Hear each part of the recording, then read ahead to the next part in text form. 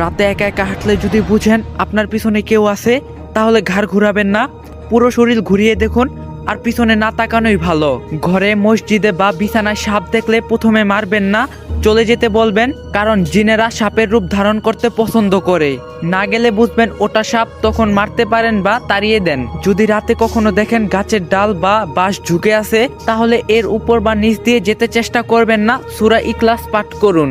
গভীর রাতে ঘরের বাইরে থেকে কেউ ডাকলে সাড়া দিবেন না, 3 বার ডাকলে সতর্কতার সহিতে বের হন।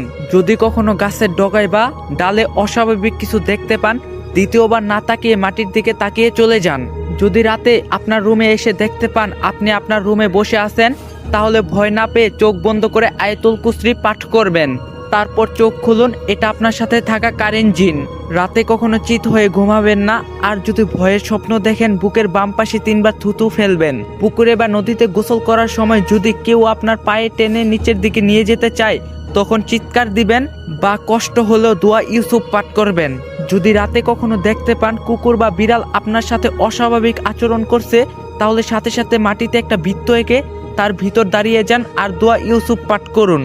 যদি কখনো রাতের বেলায় পথ হারিয়ে ফেলেন বা একই রাস্তায় বারবার চলে আসেন, গন্তব্য মনে পড়ছে না, আজান দিবেন, ঠিক হয়ে যাবে, গয়রান নামক জিন আপনাকে ঘুরাচ্ছে। রাতের ঘুমের মধ্যে যদি দেখতে পান আপনার বুকে কেউ ভর করে আসে, তাহলে চিৎকার দিবেন না, লাভ নেই, কারণ আপনার চিৎকার কেউ শুনতে পাবে না। আপনার জানা কোনো সূরাত বা আয়াত পাঠ করুন। মরা মানুষের আত্মা আপনার সামনে ঘুরে বেড়াচ্ছে, এমন সময় কিছু ঘটলে ভয় না পেয়ে আয়াতুল কুরসি পাঠ করবেন। জিনেরা এমনটা করে থাকে, শুধু সালাম দিয়ে চলে যান। কবরস্থান পবিত্র জায়গা হলো, সেখানে ঘুল নামক জিন থাকে, সতর্ক হওয়া উচিত। আয়নার মধ্যে জিন প্রবেশ করতে পারে, তাই পর্দা দিয়ে রাখবেন। বাথরুমে আয়না রাতে না দেখাই ভালো। যদি কখনো দেখেন আপনি মিষ্টি জাতীয় কিছু খাচ্ছেন, পিঠা বা অন্য কিছু, সামনে বিড়াল খেতে যাচ্ছে, অবশ্যই তাকে খেতে দিন। সাপ আর বিড়ালের রূপ ধারণ করতে জিন পছন্দ করে, আর ওদের প্রিয় খাবার মিষ্টি। মাগরিবের সময় ঠিক দুপুর বেলায় এবং রাত 12টায় দিকে জিনদের প্রবেশ বেশি থাকে। এই সময় সতর্ক থাকবেন আর বাচ্চাদের সতর্ক রাখবেন। বিশেষ করে সন্ধ্যায় বিসমিল্লাহ বলে দরজা বন্ধ করবেন।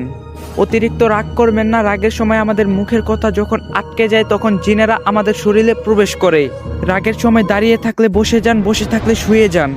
বাথরুমে যাওয়ার সময় দোয়া পরে বাম পা আগে দিয়ে ঢুকবেন, কারণ বাথরুমে খুবুশি খাবাইশ নামক পুরুষ ও নারী জিন থাকে। ভিডিওটা একটু বেশি বেশি করে কপি লিঙ্ক করে দেন। আর আপনারা যদি ভূতের স্টোরি পছন্দ করেন, অবশ্যই কমেন্টে বলবেন, তাহলে ভূতের স্টোরিও আপলোড দিমু।